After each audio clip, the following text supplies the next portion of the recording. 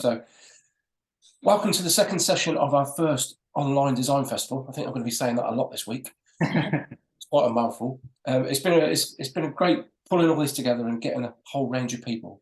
And obviously, me, Gemma, and Stefano have spoken in the past briefly about your studio. But what we wanted to speak about specifically today was about purpose and place and how important that is in design for communities, for businesses, and a whole range of things that the economy that goes around that. But before we dive into it, can you guys just let us know a little bit more about yourself individually and the studio as a whole? Yeah, sure. So I'm Gemma and this is Stefano. I guess so. We started the studio in, I think it was 2019 now. But prior to that, so I'd been working in a lot of advertising and creative agencies, mainly in kind of digital marketing and creative teams. And Stefano has he has a graphic design background. So, I mean, I studied industrial design in Italy, and then after a couple of years working there, I moved to London, and I worked in-house mainly for different companies, startups and bigger company. That's how But then basically in 2019, I mean, probably just to give some context, Steph and I are partners in real life as well. So we run the studio, we work together. But our kind of backgrounds have always overlapped. So we've always had this idea to create things and kind of potentially one day create something together. And that's, I think, that came about especially after working in the industry for quite a while. We both felt a bit of fatigue. And it felt very like the clients we're working on was very transactional, the relationships. And it got to a point where we felt we just wanted to do something that was a bit more meaningful. So essentially that's what we kind of came about in 2019. We set up our own studio. We started just working with kind of friends, kind of old colleagues, just doing a few kind of brand identities, a few small websites. And it just kind of grew organically from there. And I think, we just felt, let's give it a go. We were still freelancing and working in jobs at the time. But we just decided, just give it a go and see what happens. And that's kind of where we got to now. Yeah, because the skills kind of complement each other. I'm more on the design side, and Gemma was more of like project managing and so we thought maybe we can do something, and then we just tried. Yeah. How does the working as a couple, how do you get on with that? Fortunately, I think it's been good so far. I actually say probably normally I'd say don't work with friends, but working with a couple you can be completely brutally honest. So I think it works because we can just go at each other and there's no offense taken, so it's fine. You look very happy. I don't know if that would be the same reflection if it was me and my other half.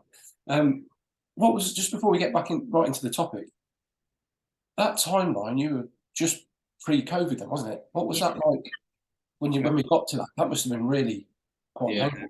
Yeah, it was probably the most crazy time to think of starting a business. Well, we did a lot, obviously. Yeah, but so we started like in the beginning of the year, it was things picking up, and then COVID hit, and it was actually a really interesting time because I think that year or so gave us a lot of time to reflect on our actual business, rather than just go full steam ahead. That period, then we started to think about looking deeper into like our purpose and kind of values, and setting up the studio, we just had this idea to just like get clients and create things. But then that whole period, I think, just gave us a real reality check to think, actually, we can't just sell what we do. People need to buy in why we do this. And that whole period of quietness, I think, gave us a lot of time to reflect on that. Yeah, literally, we spent time to decide who we are, what we want to do, and what we want for us before what we want for the studio, because then that's just a reflection of what we want.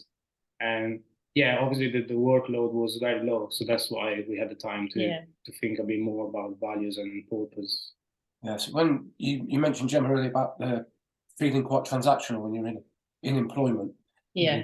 A lot of us have been there where you just feel a bit like a part of a machine and you're just pumping stuff out all the time without really understanding why or who it's for, or all these sort of bread and butter sort of type design work.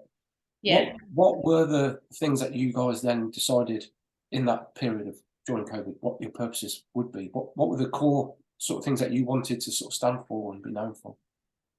We're going to get a lot of us talking with each other. But. I think for the context, like we are in East London, we live in the Royal Docks and we operate in the Royal Docks, and that for us was the starting point of our thinking, like how do we differentiate ourselves from other studios in London? Because obviously the market in London is so saturated, at least for the creative agency and agencies. So then we look around and we say, look, I mean, this area is being neglected for a while, and now there's a big bursting of like regenerate areas and create new art and companies coming in this area. So we thought maybe we can take that opportunity and fill that gap in the market. Obviously, we're not the only one in the area, but at that time there were like few of us.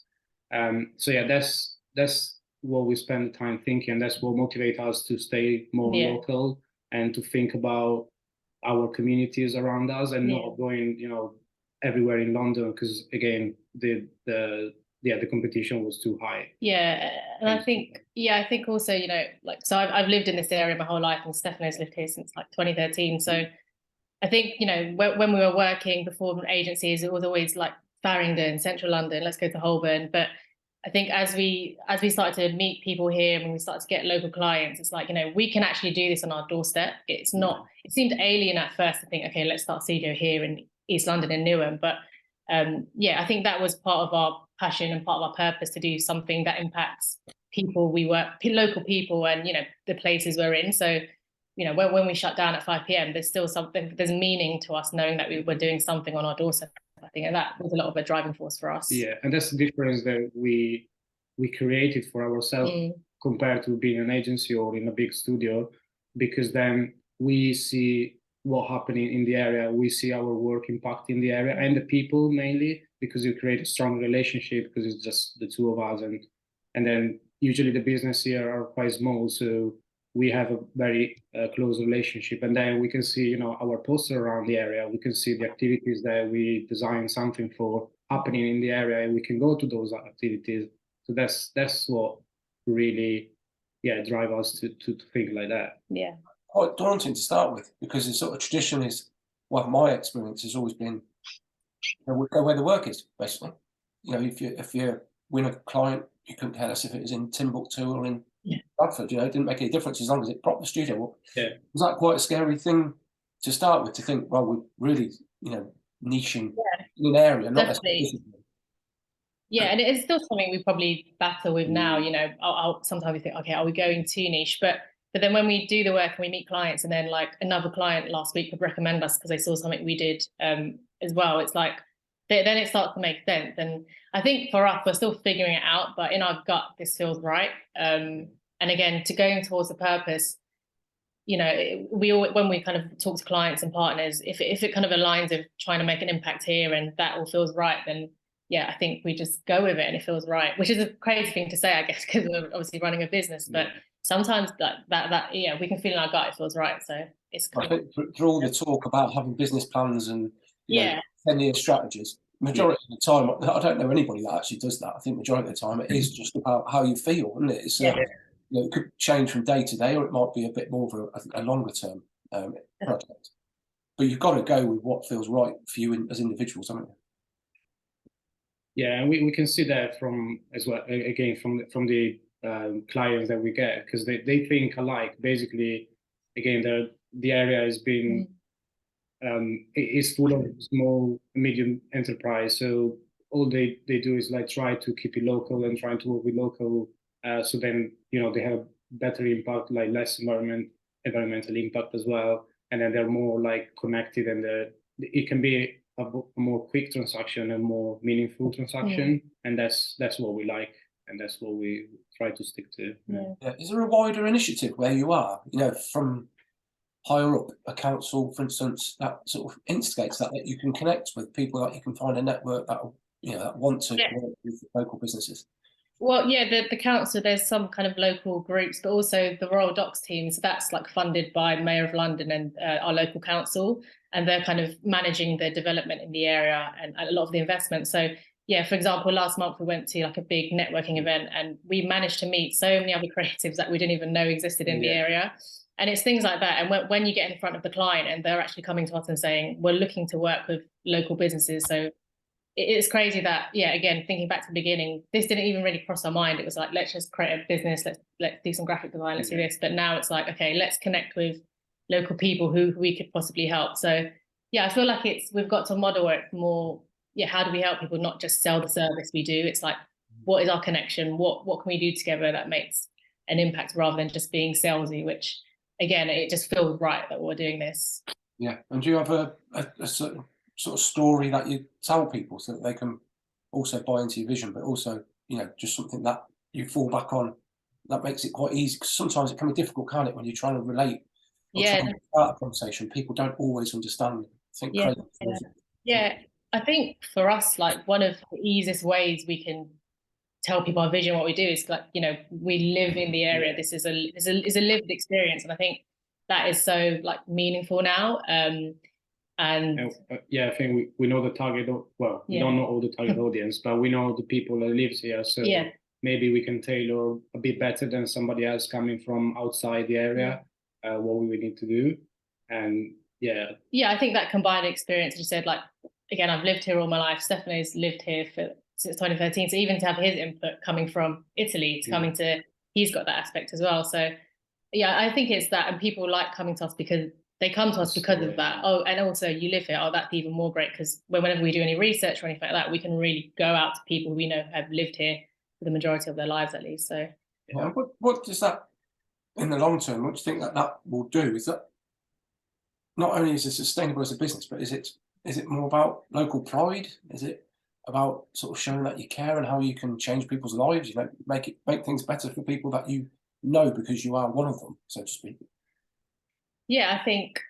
Yeah, I mean that's exactly what we want, and that's what we feel that we have to do. Because again, going back to before, when we were working agency or in house, like the impact that we were making was just materialistic, I think, and just just getting paid really.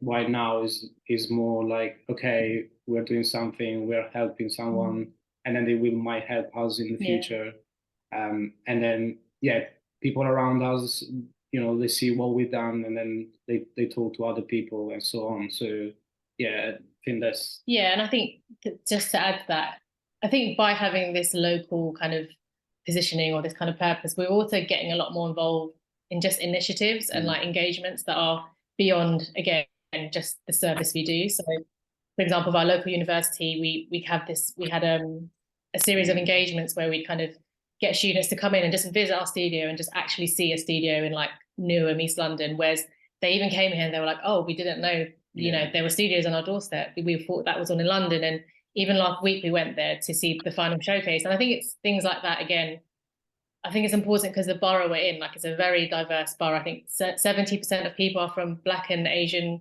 minority backgrounds. So, and we know, you know, that's a heavily underrepresented group in our industry. So just to even be able to do that and expose people to the kind of work we do, or just to get them thinking about creative industries and design, I think that's part of our bigger purpose as well, that now that even is a direction we're looking more into, and how can we like make that part of what we do. It's not easy, because obviously there's a lot of education to do for the companies that we work with, because they're not used to maybe engage with a studio that before they were only thinking, oh, it's in central London, we can't deal with that, we can't use them. But I mean, again, that's the reward that you get after is just, apart from obviously the money, is just very good, because it feels right for us, and that's a big reward. For anybody that's listening in or listens to this later, for context, whereabouts are you when you think about central London? Because obviously it's a huge place, isn't it, in terms of we are in the Royal Docks, so it's just further past. So I guess if you think East London, you go kind of Stratford's probably one of the biggest kind of landmarks. So where the Olympic Village is.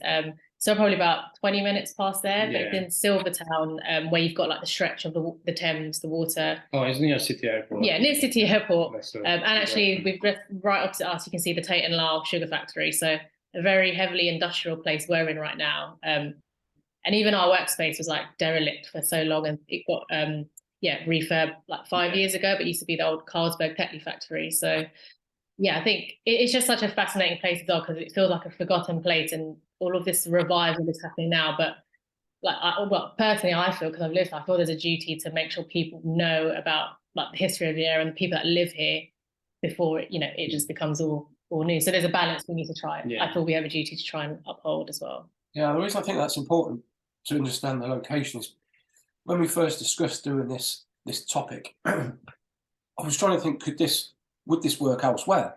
Yeah. And obviously, for the volume of people and the businesses that you've got within a quite a short distance from you, it's probably quite a unique landscape, isn't it, in that respect? And I'm sure maybe around London, there's probably a lot of pockets like that. Yeah. But for other parts of the country, because I really love the sort of concept of focusing on locality, because I think it's really important, because there is just a natural connection, whether you're, like say, Stefano, come from another country, or yourself, Jim, who's been there all your life. But there is some sort of desire to want to see where you're from better, or do more, or be richer, and culturally and creatively. I just wonder whether you thought that could be a model that could be replicated. Yeah, I was actually thinking the other day that in Italy, I come from a small village in Italy, so like a rural area which is not London, obviously. So and how they operate that is similar to what we're doing now, like keep it very local and try to work with the people around you. So I think that model can definitely be replicated everywhere else, and especially in UK, where you have like the design industry is so big, even outside London, and is getting probably better and better. I think that's definitely an opportunity, because again, at the end of the day, why do I need to go in London and to get everything while I can get it from my doorstep? Again, it's probably like a lot of education, a lot of creating connection, and do a lot of groundwork before. But yeah, I don't see why it would not be possible. Yeah, I think that's interesting as well, because even when we went to the event, because we were one of many few studios, and we went to that creative event, and we met another studio. So, but even then, it wasn't like competition. It was like, oh, guys, give us some insight. Like they were asking us, like, how do you find it? How are you navigating the landscape here? And I think it's that locality thing can be a benefit to everybody. Like even like sharing the work out and kind of calling on each other to do stuff. I think it's a positive thing. And so far, who knows? Maybe if it became a big thing, it would be more competitive. But I think it's a positive thing at the moment, and I think it's every area has something local to it that everyone can tap into. So that's not. I think that support approach to design now is so different to when I first stepped into it. It was very closed doors. People didn't talk network. It was thought their clients were going to get stolen, or their stuff, and it was quite insular in some respects. But doing it in the way that you're doing it, because I wouldn't necessarily sort of see it as competition. There's going to be projects maybe that are too big for you or too little for you. There's going to be times when you might need somebody that works in a specific niche that you guys don't do or don't provide. So having that wider network, and again, if you get people that buy into that same, I don't suppose everybody has to just focus solely on that smallish area, but having that idea that knowing if you just walk to the shop or something and something that's been created by somebody locally that understands the landscape or understands the people and what they're like and how they were going to react to things, or the way that it's the language it uses, surely that has to be a benefit to clients. So I presume education has to be very high on your list of things to really sort of be pushing, isn't it? Yeah, and then as you were saying, probably like when we don't have the capacity to do something, or is out of our scope, or is something that we don't do, the community comes into play, because we have the connection that maybe you don't have across the whole city. So we know, we can direct the client to another person that we recommend, and so everything is tied up, and everything is like by word of mouth mainly. So it is, people trust us, so they can trust the other the recommendation that we do. So that's part of and it's interesting now, even we can do call outs and say, okay, we're looking for someone in Newham, like a designer or another videographer. And again, like even thinking back, I wouldn't even think you would do that, but now having these places we can call to just on our doorstep, it makes sense, and it's starting to make more sense to people as well, I think. That becomes a bit of an extended team, isn't it? They're just somebody you're not employing, but they're somebody you can trust, rely on, do good work. Part of that fabric. That's it's invaluable, isn't it? Yeah, definitely. Yeah, because I mean, we know that there are a lot of designers, but finding the right ones is even more difficult.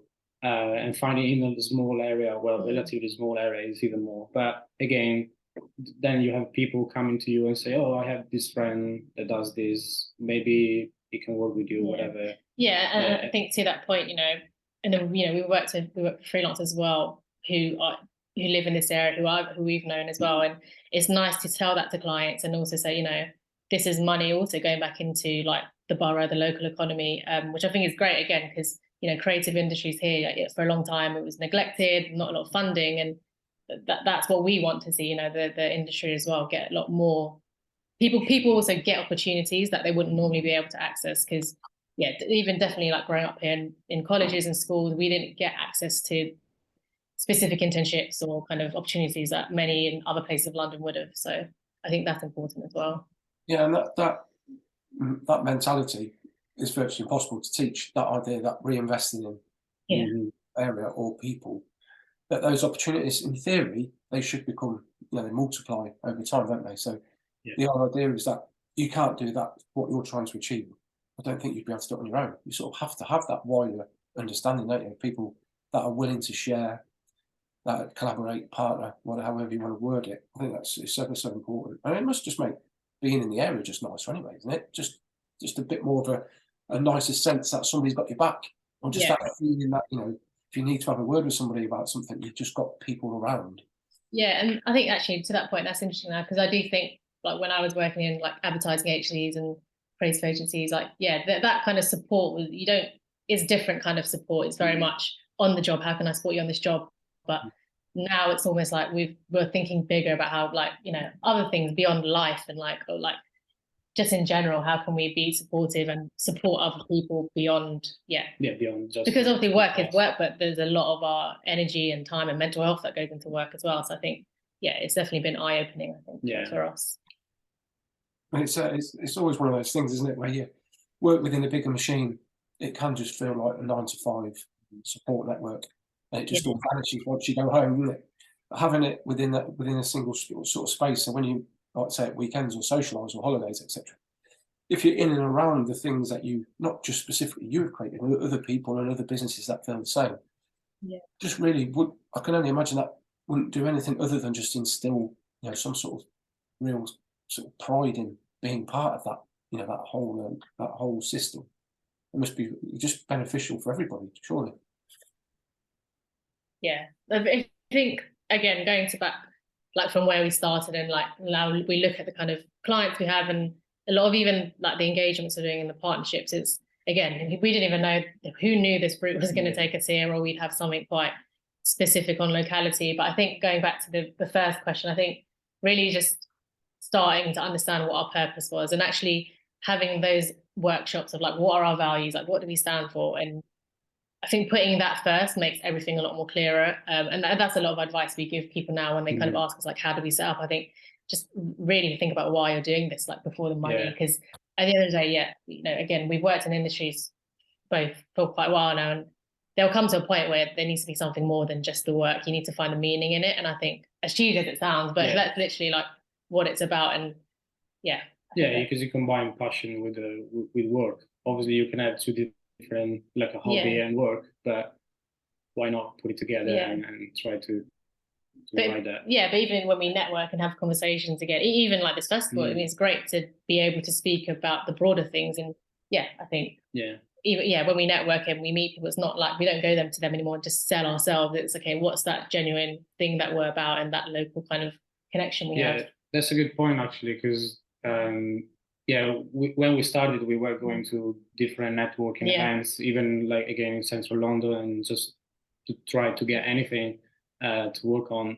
But then now that we focus more our networking in the area, we have that like point in common. Oh, we live here, we work here. Oh, okay, so and then we just talk about a bar that just opened or a restaurant, and then from there you start talking about work. So that gives you like a more kind of intimate connection, but and so like an easy way to go in instead of just a cold like okay, I'm a graphic design. We're a graphic design studio. What can we do for you? Is there a lot of networking are set up like that? Just go and talk to people and offer your services. Well, I think for too long, networking's got a bad rep, hasn't it? Because it is traditionally sort of salesman, selling selling stuff you don't want, and everybody gets hacked off of it because you just get business cards thrown in your face, and nobody really ever asks who you are or what you stand for, what you're all about. I remember going to one for like 2 years. Somebody made me go, an employee made me go, and after 2 years of standing up for 30 seconds every week at 7 a.m. in some horrible hotel, someone turned around and said, "What did you do?" It's sort of like, so demoralising to think I've been telling you this every week for God knows how long. So that idea that you can connect with people on a much more sort of humane level, isn't it? That's really important. So to be able to sort of talk, because again, it's real, it's authentic and relatable, isn't it? And it's to that point, you know, when we're working with clients, then because we understand the story a bit better. So, you know, the proposal isn't just, okay, graphic design, we're going to do brand identities. It's like, okay, we've gone a bit deeper into who you are and the kind of the area you're in, the people you're talking to. So it feeds a lot into our strategy when we're doing kind of brand projects as well. It's not just the kind of service, again, the service we do. Everything kind of comes together in that sense. Yeah. And you mentioned earlier about working with the university. Is that something that's part of, you know, your wider purpose as a business to sort of have that supply chain, or just to advise and mentor and, you know, be part of the education process? Yeah, I mean, both really. Yeah. Like especially for them that grow up in this area and know that the people in this area don't have the same opportunity than other part of the country or part of London. It's something that we put like a lot of attention into because we want to give back as well. Yeah. I You think probably can explain. Yeah, better. 100%. And I mean, that all came about again, just we did some work for the university, and then we got in touch with we managed to get a meeting with the head of the graphic design department there. And we actually had these conversations about how can we really make these employer engagements a bit more natural and a bit more authentic, not just, you know, come in and we'll kind of talk to you. And it was I think what's important for us is shaping those partnerships together. And helping students get the most valuable kind of input from us that isn't just us telling them what we do. It's like, okay, we can either honest answer any questions they want, or if they want to come and see us. But yeah, no, I think it's definitely something we want to continue to do, and we can definitely see like the results, that the reward from it, and we know that it's making an impact from what we've heard. So it's definitely something we want to pursue, I think, 100%. It's something I've always been concerned about, is the retention of talent in certain parts of this country, and I presume it happens everywhere. Where I am in Coventry, we've got 2 universities, but the retention rate is appalling because there's no infrastructure beyond that. There's no affordable spaces, there's not many design businesses, there aren't any networks and events and all these sorts of, ironically, there's no events. However hard you try to get through to like some of these places, they seem quite closed off to outside voices. Yeah. Was that something that you found quite, not necessarily easy, but was working with on the door, the way in? That's, I suppose, what I'm trying to say. Working with, sorry, so I didn't catch you there, Chris. You did a project with the university. Was that really the way in for you guys? Is that how you found it?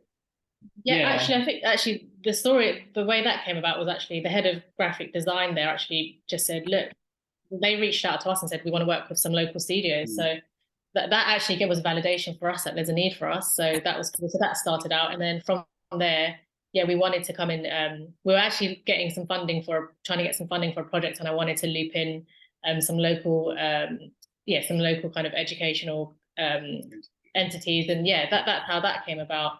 Where are we going from this? I think that's a question.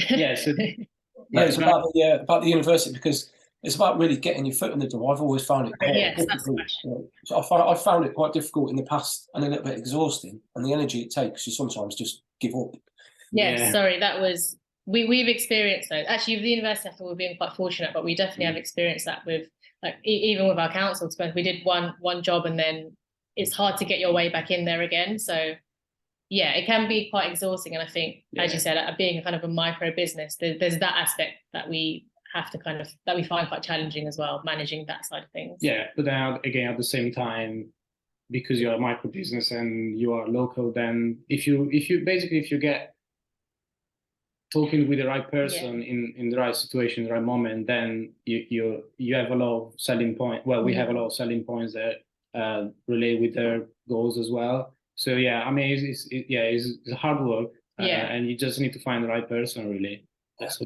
Yeah, that's one thing I wouldn't underestimate probably, and to be completely brutally honest, it is hard work and it's taken time to figure this all out. But so we're fortunate that we're kind of in a good space now where we've kind of built up a bit of a reputation. But yeah, it's probably it wasn't the simplest route, but But that then came about all the connection that we did before, like because maybe the university worked with other entities that we already work with, and they can share thoughts and maybe get recommended, or anyway ask them, oh, how were they when you were working with them? So yeah, it kind of all come together at the end. Again, there's always a lot of education to do, but we know that anywhere in the world, I guess. Yeah, and I suppose that's also more validation for the networking idea, isn't it? It's like, it doesn't have to be always face-to-face meetings. It's just building up those connections. Yeah. Might just word of mouth, pass you on to somebody else, or be in the right place at the right time. And it's amazing how many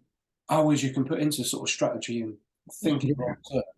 It just happens to be one guy was in a bar, met a woman, and said, it's like that, isn't it? Which is, and then I think, don't give up, because I mean, obviously it's hard, and you might have a lot of other things to do, but maybe after a few months, reach out again, maybe to another person in that kind of company or entity that you want to target, because that's what happens sometimes. That we met like a different representative in another event, and then we got some work through there, but just because we got the right person and we didn't just ignore them. So what I try to say is just, it didn't happen the first time we contacted them, but then it happened like months after, or even a year after. But because maybe we were too small at that time, or we were not ready for it, or maybe the person that was there was not in need for us in that moment, and then you just need to keep themselves updated, or keep them updated where you are. And there's so many elements to that, aren't there, where it's like you say, might not be right at the time. Somebody could have just forgotten an email, or something as simple as that, which can be really disheartening when you're doing it yourself, because if you're anything like me, you want everybody to reply within about 30 seconds of you send it. It never happens. Which is good. Well, if you've ever emailed me, I'll probably schedule email you straight away. Like I'm just sort of sat in front of it, or I won't ever do it again. It's one extreme to the other. But I think that idea of never giving up is really important if you're going to take that leap into doing something like what you guys are doing, or starting any business, but especially one that's got quite a specific remit in terms of who you're aiming to talk to. You've got to play the long game, haven't you? Yes, exactly. Yeah, it's a long game. There's no way around it. But it makes it all the more rewarding when things do come through and people do sort of talk about you, or share your work, or understand the value of it and how important it is.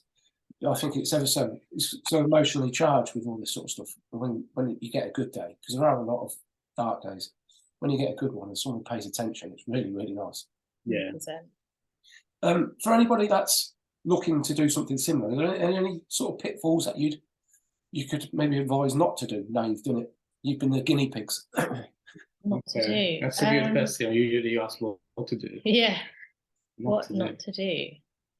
Yeah, I mean, we just mentioned probably not give up, and then not be discouraged by the no's, because they're gonna be plenty, especially at the beginning.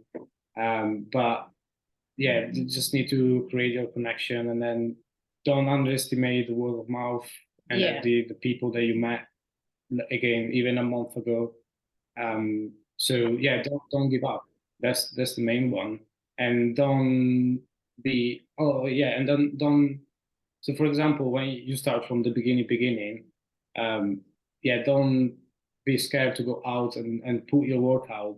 It might not be perfect. It will never be perfect, because for a designer, it's never perfect, I guess. But just it doesn't need to be refined 100%.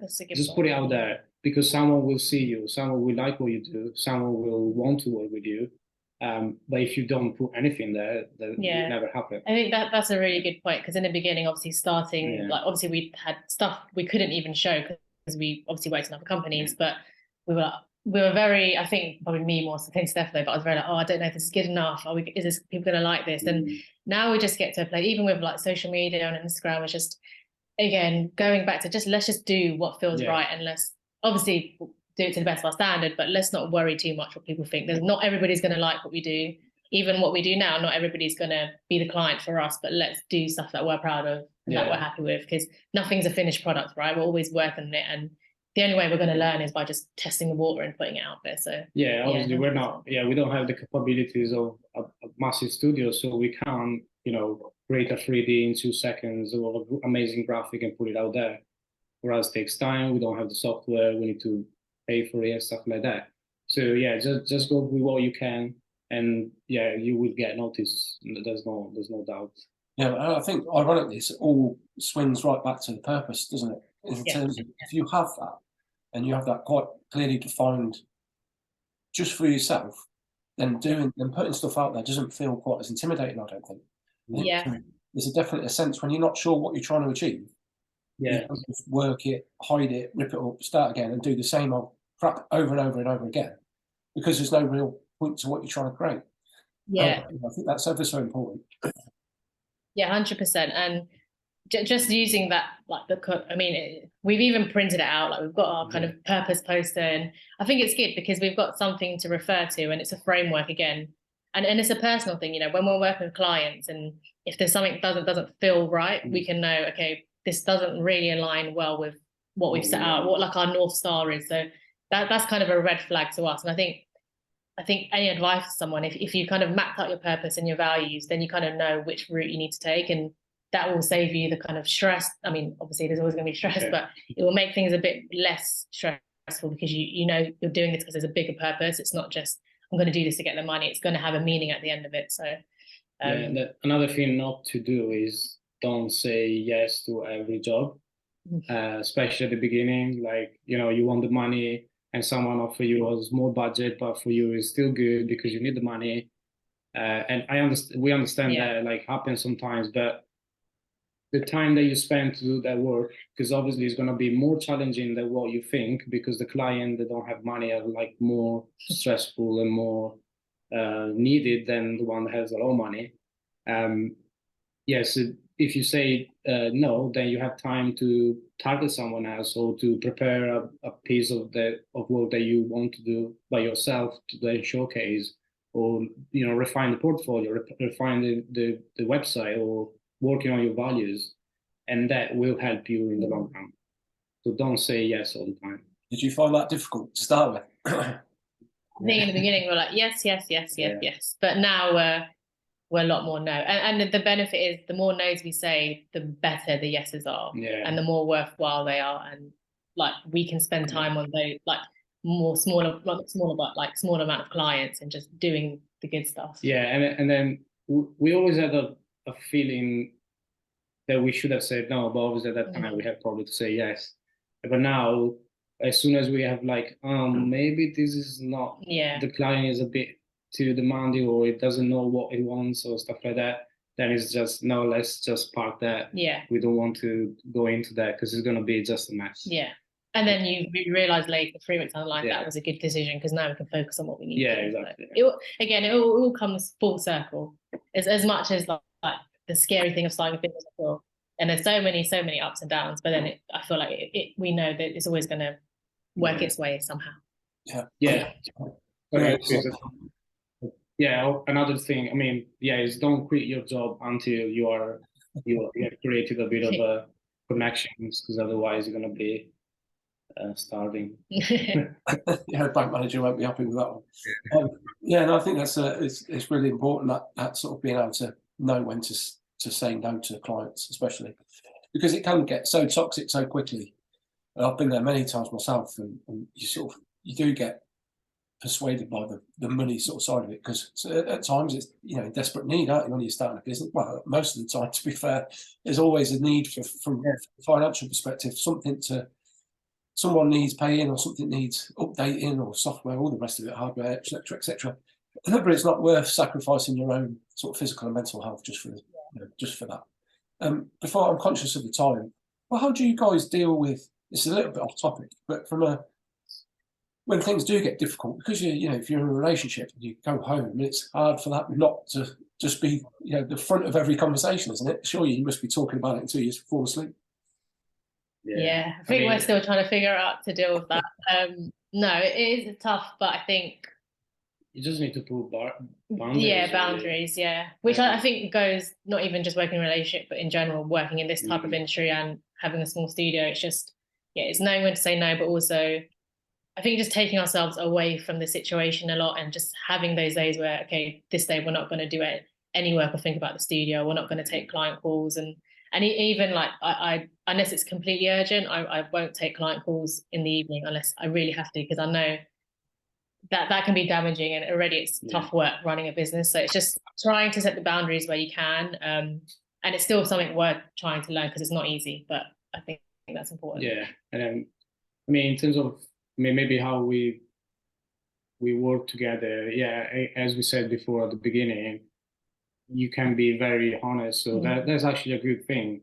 You might start shouting at each other, but then at least you solve the issue straight away. You're not hiding, you're not like avoiding the topic, you're not going around it. Yeah, which is a good point, because again, you know, when you work in those environments where you're in bigger companies, it's always, how do I manage this conversation, or how do I speak to HR about a certain thing, or who can I call to? There's other stress added. Yeah, whereas now it's like, obviously the lows can be really low, the highs can be high, but at least we can be really honest about how we feel, which I feel is just empowering now to be able to feel like that. So yeah, I think most people go into starting their own business or studio, however you want to look at it, with that aim of getting a better balance, life balance, isn't it? You know, it's about feeling like you're in control of your own destiny. So if you can't sort of take the time out when you want to, then there's not really much point in doing it. So that's just I find trying to break that cycle, because it can become very monotonous. Yeah. You allow it to be, then it becomes something you don't enjoy. The work is reflected in the work. Yeah, you might as well then be getting a secure wage somewhere else, won't you? So it's I think you've got to put those boundaries in place quite early on and keep on evolving. Yeah, definitely. Yeah.